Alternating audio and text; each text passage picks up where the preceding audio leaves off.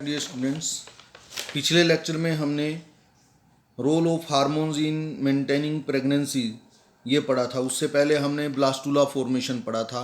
Blastula यानी hollow structure which is formed after the cleavage after the division. ये hollow structure हमने पढ़ा था, किस तरह से बनता है ये, और इसको हम ब्लास्टुला कहते हैं। Now we will study about the gastrulation और गैस्टुला फॉर्मेशन। गैस्टुलेशन या गैस्टुला फॉर्मेशन क्या है? It is a formation of 3 germ layer, क्योंकि ह्यूमन बीइंग जो है 3 जर्म लेयर से बनता है, that is ectoderm, mesoderm and endoderm. तो ये 3 जर्म लेयर कैसे बनती हैं ये हम इसमें पढ़ेंगे। छोटा सा टॉपिक है, देखो समझा देता हूँ। ये है ब्लास्टुला, इसमें एक लेयर बाहर होती है, दैट इज़ कॉल्ड ट्रोफोब्लास्ट। अंदर एक मास होता है सेल्स का, हमने पहले पढ़ लिया, that is called inner cell mass. अब क्या होता है, इनर सेल मास, ये इसकी सबसे निचले वाली लेयर फ्लैट हो जाती है लाइक दिस, ये flatten, and it is called hypoblast. इसको हाइपोब्लास्ट कहते हैं। ऊपर वाली सेल जो हैं वो थोड़ी कोलमनर शेप हो जाती हैं, पिलर लाइक हो जाती हैं, तो दे आर कॉल्ड एपीब्लास्ट। अब क्या होता है, इसके बाद ये जो ट्रोफोब्लास्ट है ये थोड़ा सा ऊपर को उठ जाता है, ये ऊपर उठ गया, एंड एक कैविटी इसमें बन जाती है, ये कैविटी बन गई, this is called amniotic cavity. और इसके ऊपर एक लेयर बनाती है ये ट्रोफोब्लास्ट, जिसको हम बोलते हैं amniotic cells. In the mean time ये जो नीचे लेयर थी ये भी डिवाइड होकर इस सारे ब्लास्टोसील को कवर कर लेती है इस तरह से। एंड नाउ ये जो लेयर बनी है, नई लेयर इसने बनाई है हाइपोब्लास्ट ने, इसको हम बोलते हैं endodermal cells, endoderm, extra embryonic endoderm इसको कहते हैं वैसे, क्योंकि ये एम्ब्रियो फॉर्मेशन में पार्टिसिपेट नहीं करता है। एम्ब्रियो तो बस यहाँ बनेगा, इससे बनेगा एम्ब्रियो। नाउ व्हाट हैपन्स, ये लेयर है दैट इज कॉल्ड, जिसको हमने कहा था एपीब्लास्ट, एपीब्लास्ट, और ये हो गई that is called hypoblast. Hypoblast तो बनाएगी एंडोडर्म को, क्योंकि इसने देखो ये एंडोडर्म ही बनाया। यहाँ से लेकर ये तो एक्स्ट्रा एम्ब्रियोनिक, ये है एम्ब्रियोनिक एंडोडर्म, क्योंकि ये एम्ब्रियो में पार्टिसिपेट करेगा। इन दोनों के बीच में स्पेस अपीयर होता है, ये स्पेस अपीयर हो गया, देखो दोनों के बीच में थोड़ा सा ऊपर उठी है नीचे, और ये स्पेस, इसके बीच में सेल्स बनती हैं विच आर कॉल्ड मीजोडर्म। यहाँ पर ये एम्ब्रियो बनेगा, यंग वन यहाँ बनेगा, ये कैविटी और बढ़ती जाएगी, एमनियोटिक कैविटी ये और ऊंचा हो जाएगी ऐसे, और एक बड़ी कैविटी इसमें बन जाएगी, that is called amniotic cavity. तो इस तरह से यंगवन बनता है। इसमें ये जो सेल्स हैं इनके अंदर, ये एक्टोडर्म, मीजोडर्म, एंडोडर्म, इनमें स्टेम सेल्स होती हैं जिनमें पूरी कैपेसिटी होती है, टेंडेंसी होती है to give rise to full organism, they are also called potent cell. ऐसी सेल जो पूरा ऑर्गेनिज्म बना देती हैं, they are called potent cells. अब हम इसको पढ़ लेते हैं, मैंने शॉर्ट में समझा दिया। ये डायग्राम तुमने कोई नहीं बनाना है, ये सिर्फ समझाने के लिए मैंने तुम्हें बनाए हैं diagram. You need not to draw this diagram, क्योंकि तुम्हारे सिलेबस में है नहीं ये। अब हम इसको पढ़ लेते हैं, देखो। तो गैस्टुलेशन क्या है? It is a process by which blastocyst is converted into 3 layer structure called gastrula. ये ब्लास्टोसिस्ट जो है ये 3 लेयर स्ट्रक्चर ये बन गया, दैट इज कॉल्ड, ये पूरे को बोलते हैं वैसे तो, लेकिन ये 3 लेयर एक्टोडर्म, मीजोडर्म, एंडोडर्म, ये स्ट्रक्चर बन गया, उसको पूरे को अब गैस्टुला बोलेंगे। It start immediately after implantation, जैसे ही यंग वन फिक्स हो जाता है यूट्रस में, उसके बाद ये शुरू हो जाता है। It involve cell movement, cell की मूवमेंट होती है, देखो ऊपर नीचे हो रही हैं सेल्स, मैंने बताया। ये देखो ये सेल जो हैं यहाँ ऐसे थी, ये फ्लैट हो गई मूवमेंट के द्वारा, ये ऊपर चली गई, फिर ये सेल्स ने डिवीज़न होकर इधर को मूवमेंट हुई। तो इस तरह से सेल मूवमेंट होती है, इनको हम मॉर्फोजेनेटिक मूवमेंट कहते हैं। तो these movement change a hollow spherical blastula into a complex gastrula with 3 primary germ layers। इसीलिए हम ह्यूमन बींग को ट्रिप्लोब्लास्टिक कहते हैं। अभी 3 लेयर से बनता है human being, triploblastic, ectoderm, mesoderm and endoderm. Immediately after implantation, inner cell mass differentiated into an outer layer called ectoderm। देखो ये इनर सेल मास, ये जो है आउटर लेयर में, एपीब्लास्ट जिसको हमने कहा, बाद में ये एक्टोडर्म बनाता है, और हाइपोब्लास्ट जिसको जो बाद में एंडोडर्म बनाता है। तो ये outer layer called ectoderm and inner layer called endoderm. A mesoderm soon appear between the ectoderm and endoderm, और बाद में ये बीच में दोनों के मेसोडर्म अपीयर हो जाती है, ऊपर और बीच वाली लेयर के बीच में जो ब्लू कलर से दिखाई है। These germ layers give rise to all tissues in adult, यही सारे टिश्यूज को बनाएंगी अडल्ट में। Inner cell mass containing certain cells, कुछ सेल्स होती हैं called stem cells which have potency to give rise to all the tissues and organ. ये जो एक्टोडर्म है, एंडोडर्म है और मेसोडर्म है, डिफरेंट ऑर्गन बनाती हैं बॉडी के। Fate of germ layer, fate यानी फ्यूचर। देखो एक्टोडर्म क्या बनाता है, epidermis, epidermal gland, hair, conjunctiva, lens, retina, internal ear, foregut, hindgut, central nerve system, middle and posterior pituitary body, adrenal medulla, pineal gland, ये सारे ectoderm से बनते हैं। मेसोडर्म से मसल्स बनते हैं हमारी बॉडी में, कनेक्टिव टिश्यू बनता है, dermis of the skin, skin के नीचे वाली लेयर बनती है, बोन्स, ये सारे स्ट्रक्चर मतलब डिफरेंट पार्ट्स जो हैं वो बनते हैं मेसोडर्म से। देखो circulatory system, heart, blood vessel, blood lymphatic system, kidney, ureter, gonad, adrenal cortex, ये सारे मेसोडर्म से। और एंडोडर्म से midgut, bladder, lung, liver, pancreas, thyroid, parathyroid, thymus, anterior pituitary, primary germ cells, ये सारे एंडोडर्म से बनते हैं। ये तुमने याद नहीं करना है, ये मैंने सेक ऑफ नॉलेज तुम्हें बता दिया है कि ये जो 3 जर्म लेयर होती हैं यही हमारी सारी बॉडी को बनाती हैं, ये तुम्हारे सिलेबस में नहीं है। अब जो नेक्स्ट टॉपिक है तुम्हारी बुक में at page number 54, what are the major feature of embryonic development at various months of pregnancy. ये बड़ा इंपॉर्टेंट है, आ जाता है 1 नंबर में, आ जाता है कि पूछ लेता है भी at when the heart is formed, ठीक है, इस तरह के when the limbs are developed, limbs and digits are developed. तो you have to remember these points, ये सारे पॉइंट्स तुमने याद करने हैं, आ जाता है पेपर में। तो ऑर्गेनोजेनेसिस होती है, ये एम्ब्रियोनिक डेवलपमेंट क्या है, ऑर्गेनोजेनेसिस यानी ऑर्गन्स का बनना, किस मंथ में कौन सा ऑर्गन बनता है ये हम पढ़ेंगे। It include formation of specific organ system of body, यानी ये क्या है, स्पेसिफिक ऑर्गन सिस्टम का बनना है from 3 germ layers of gastrula. It involve both morphogenesis and differentiation, इसमें मोर्फोजेनेसिस भी होती है और डिफरेंशिएशन। डिफरेंशिएशन यानी डिफरेंट ऑर्गन का बनना। इन human female pregnancy last for 9 months. यहाँ से शुरू करें हम लिखना, अगर मतलब तुम लिख लो इसको, लेकिन जब एग्जाम में लिखना है तो यहाँ से शुरू करेंगे। In human female pregnancy last for 9 month के लिए प्रेगनेंसी होती है। Different organs of embryonic body are form during the different period of pregnancy. तो यहाँ से है, इसकी नंबरिंग कर सकते हैं, नंबर 1 नंबर 2 हम करके, जहाँ मैंने ये एरो लगाया है वहाँ तुम नंबर 1 2 3 ऐसे लिख सकते हैं। आफ्टर 1 मंथ ऑफ प्रेगनेंसी, जब 1 महीने की प्रेगनेंसी हो जाती है, embryos heart is formed. Embryo के अंदर देखो जो यंग वन होता है मदर बॉडी में, उसके अंदर हार्ट बन जाता है, और ये हार्ट की आवाज़, उसके धड़कने की आवाज़ हम स्टेथोस्कोप लगाकर सुन भी सकते हैं। यानी मदर की जो बेली है, अगर हम वहाँ पर स्टेथोस्कोप लगाएं तो वहाँ पर हम बच्चे की धड़कन की आवाज़ सुन सकते हैं, 1 महीने के बच्चे की। The first sign of growing foetus may be notice, लिखा है देखो, फर्स्ट साइन जो है फीटस यानी यंग वन का, noticed by listening to heart sound through the stethoscope. It can be heard at the end of 1 month 4 week, 1 month or 4 weeks. By the end of 2nd month of pregnancy, fetus develop limbs and digit, यानी 2 महीने के young one में limbs, टांगे बाहें, limbs बोलते हैं टांगों को, और आर्म्स एंड लेग्स को कोलेक्टिवली लिम्स बोलते हैं, एंड डिजिट्स, और उंगलियां, डिजिट्स होती हैं उंगलियां, ये बन जाती हैं, मतलब आर्म्स बन जाएंगी, लेग्स बन जाएंगी, और उनमें उंगलियां भी बन जाएंगी।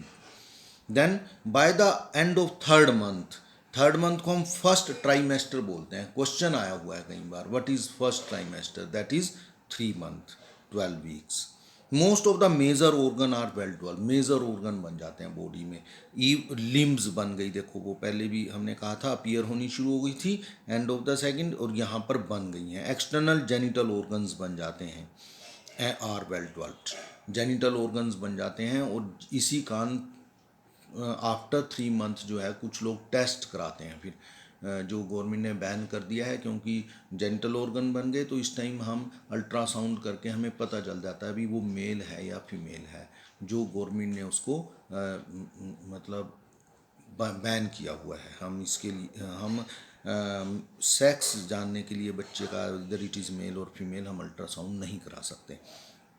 Bye the end of 4th month of pregnancy, जो 4th मंथ पूरा होता है, medullated nerve fibres formation begin. जो हमारी बॉडी में नर्व फाइबर्स होती हैं जो मैसेज को एक जगह से दूसरी जगह ले जाती हैं, वो बननी शुरू हो जाती हैं। By the end of 5th month first movement of the foetus notice, यानी मूव करना, मदर बॉडी के अंदर जो यंग वन एम्ब्रियो जो है वो मूव करना शुरू हो जाता है। Eruption of the hairs on the head begins, सिर के ऊपर बाल आने शुरू हो जाते हैं। वेजिना इज कैनलाइज्ड, वेजिना बननी शुरू हो जाती है अगर फीमेल है। Bye the end of 6 month second trimester, second trimester क्या है, देखो फर्स्ट ट्राइमेस्टर था 12 वीक्स, सेकेंड है 24 वीक्स, यानी 6 मंथ, ये 3 मंथ, ये 6 month. The body is covered with fine hairs, अब बॉडी के ऊपर हेयर्स आ गए हैं। Eyelids separate, eyelids अलग हो जाती हैं, पलकें अलग हो जाती हैं। And eyelashes are formed, और पलकों के ऊपर बाल भी आ जाते हैं। By the end of 8th month testis descend in the scrotal sac, और जो मेल होते हैं उनमें टेस्टिस बॉडी से, क्योंकि बंदे बॉडी के अंदर है, लेकिन by the end of 8th month वो बॉडी के बाहर सेक्रोटल सैक में आ जाते हैं। By the end of 9th month of pregnancy foetus is fully developed and ready for the birth. So this is the developmental stages, ये तुमने याद करना है, मैंने बताया इंपॉर्टेंट है। एक क्वेश्चन पूछा गया है इस तरह से बुक में, what is gestation period. Gestation period क्या है, the period for which pregnancy is retain, जितने पीरियड के लिए प्रेगनेंसी रहती है, the period for which pregnancy is retained is called gestation period. यानी जैसे ह्यूमन बीइंग के लिए 9 मंथ है तो वो गेस्टेशन पीरियड हो गया। इसी तरह gestation period of dog 60 to 63 days है, एलिफेंट का 124 डेज है, यानी 22 मंथ्स, कैट का 63 डेज है। ये क्वेश्चन है कुछ बुक में पूछे हुए, तो मैंने ये लिख दिए हैं आंसर उनके। अब है पार्टूरिशन। पार्टूरिशन क्या है, यानी जन्म होना, that is called parturition. It is the expulsion और डिलीवरी ऑफ द फीटस, ये डिलीवरी है from the mother's uterus after gestation period. मैंने बताया 9 मंथ होता है, approximately 280 days in human female. It takes place by vigorous contractions of the uterus at the end of the pregnancy which causes expulsion or delivery of the fetus. ये मैं तुम्हें समझा देता हूँ एक बार। Dear students, जो पार्टूरिशन है यानी जो बर्थ है चाइल्ड का, it is a neuro endocrine mechanism. Neuro endocrine mechanism है, न्यूरो यानी नर्वस, ब्रेन से, और एंडोक्राइन यानी हार्मोन, दो चीज़ों से कंट्रोल होता है, ब्रेन से और हार्मोन से। जब यंग वन फुली डेवलप हो जाता है, जब मदर बॉडी में यंग वन पूरी तरह से डेवलप हो गया, तो और तब वहाँ से एक मैसेज आता है माइंड, और उस मैसेज के कारण ब्रेन से मैसेज आता है, उसके कारण यूट्रस के जो मसल हैं उनमें कॉन्ट्रैक्शन होती है, यूट्राइन मसल्स कॉन्ट्रैक्ट, हम इसको बोलेंगे यूट्राइन मसल्स कॉन्ट्रैक्ट, ये कॉन्ट्रैक्ट करते हैं। जब ये कॉन्ट्रैक्ट, इसको हम बोलते हैं foetal ejection reflex. This uterine muscle contraction is called foetal ejection reflex. इससे क्या होता है, ये जब कॉन्ट्रैक्ट करती है, ये एक मैसेज जाता है इन द पिट्यूटरी। पिट्यूटरी हमारे ब्रेन का पार्ट है, पिट्यूटरी बॉडी, पिट्यूटरी में एक मैसेज आता है, और ये पिट्यूटरी क्या करती है, जब वो मैसेज आता है, इसका जो पोस्टीरियर लोब है, पिट्यूटरी के 3 लोब होते हैं, anterior, middle and posterior. Posterior lobe से एक हार्मोन सिक्रीट होता है, दैट इज कॉल्ड ऑक्सीटोसिन, और ये ऑक्सीटोसिन जो सिक्रीट होता है, ये क्या करता है, it causes more contraction, causes more contraction, ये मोर कॉन्ट्रैक्शन कोज करता है किसकी, ऑफ द यूट्राइन मसल। देखो एक फिनोमिनन चल गया, एक मैसेज आया ब्रेन से, और यूट्राइन मसल्स कॉन्ट्रैक्ट हुए, उसने पिट्यूटरी को इंड्यूस किया, पिट्यूटरी ने ऑक्सीटोसिन सिक्रीट किया, ऑक्सीटोसिन ने और कॉन्ट्रैक्शन कर दी, और कॉन्ट्रैक्शन हुई तो और ऑक्सीटोसिन, ज़्यादा ऑक्सीटोसिन, ज़्यादा ऑक्सीटोसिन, ज़्यादा contraction, and ultimately what happens, ये कॉन्ट्रैक्शन जो है, जो यूट्रस के मसल की कॉन्ट्रैक्शन है, वो बढ़ती चली जाती है, and ultimately it expel out the baby out of the body, और ये यंग वन को बॉडी से बाहर निकाल देती है, and that is called parturition. तो ये जो पार्टूरिशन है it takes about 20 minute to 1 hours, 1 minute से लेकर 20 मिनट से लेकर 1 घंटे तक इसमें लग जाता है।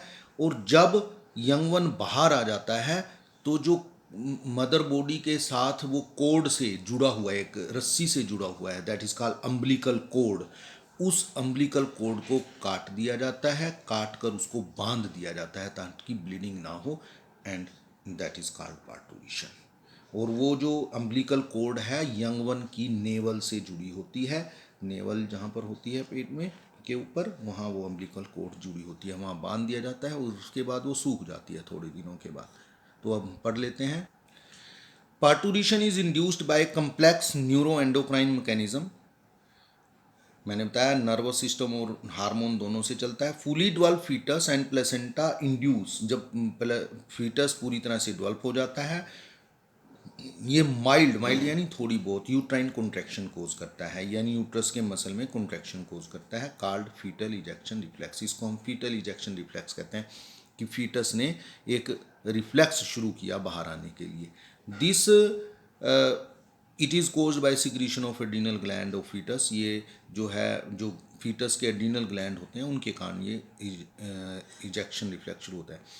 This stimulate trigger the release of oxytocin, ये यानी ऑक्सीटोसिन के सिक्रीशन को ट्रिगर तेज करता है, इसको हम बर्थ हार्मोन भी कहते हैं ना। यहाँ लिख लें व्हाट इज, क्वेश्चन लिख लें what is birth hormone, what is birth hormone, answer क्या है oxytocin.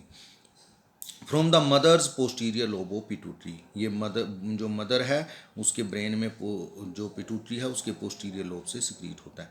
Oxytocin causes the forceful contraction, अब ऑक्सीटोसिन और ज़्यादा कॉन्ट्रैक्शन कोज करता है स्मूथ मसल की यूट्रस के, कॉल्ड लेबर पेन, उसको लेबर पेन बोलते हैं, उसके कारण पेन होता है, दैट इज का labour pain. Uterine contraction in turn, अब जब यूट्रस फिर कॉन्ट्रैक्ट करती है, stimulate further secretion of oxytocin, वो और ज़्यादा ऑक्सीटोसिन को सिक्रीट करती है, इसको हम पॉजिटिव फीडबैक कंट्रोल कहते हैं।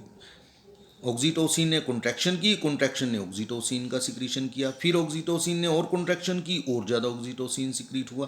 तो इस तरह से stimulatory reflex between the uterine contraction and oxytocin secretion continues, और ये जो रिफ्लेक्स है ऑक्सीटोसिन और कॉन्ट्रैक्शन के बीच में बढ़ता जाता है, resulting in stronger and stronger contraction, उससे और ज़्यादा स्ट्रॉन्ग कॉन्ट्रैक्शंस होती हैं। This lead to expulsion of the baby, और इसके कारण यंग वन जो है, बच्चा जो है, इट एक्सपेल आउट, बाहर आ जाता है of the uterus through the birth canal called parturition. Expulsion stage last about 20 minute to 1 hour, इसमें 20 मिनट से 1 घंटा लगता है।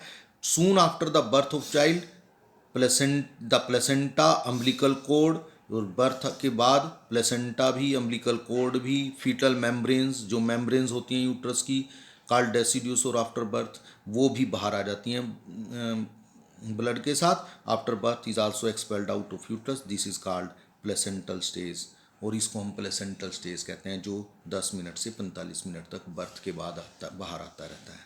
Umbilical cord is tied, umbilical cord को बांध दिया जाता है, एंड देन कट, और फिर काट दिया जाता है, विच फाइनली श्रिंक, और बाद में वो सूख जाती है इनटू द डिप्रेस स्कार, और उसके कारण एक निशान बन जाता है बॉडी के ऊपर, जिसको हम नेवल कहते हैं। Doctor inject oxytocin to induce delivery, कई बार डॉक्टर भी ऑक्सीटोसिन का इंजेक्शन लगाते हैं जब कई मदर्स में यंग वन जब बाहर नहीं आ रहा होता, तो उसको ऑक्सीटोसिन का इंजेक्शन लगाया जाता है ताकि ज़्यादा कॉन्ट्रैक्शन हो and birth of the child take place.